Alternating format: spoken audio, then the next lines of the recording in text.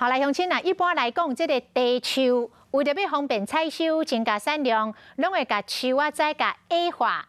啊，这个古溪江湖村有一个地龙廖清水，特别予伊地横部分的地树自由来生长。即卖上悬的一丛地树已经有2层楼啊悬了。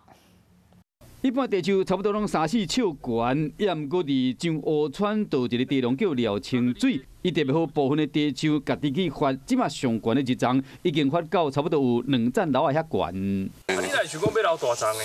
啊，大丛的留来看水做纪念啊。 即马遮大丛的地树已经真罕见啊！上湖社区发展协会理事长林启贤嘛讲，这是整个来真特别的奇景。云林县甚至讲台湾省，反正要找这个地树真少啊。哦，因为足少人会家留下。啊，所以了晒吼，伊就留咧做纪念嘛吼，啊有个慢来食。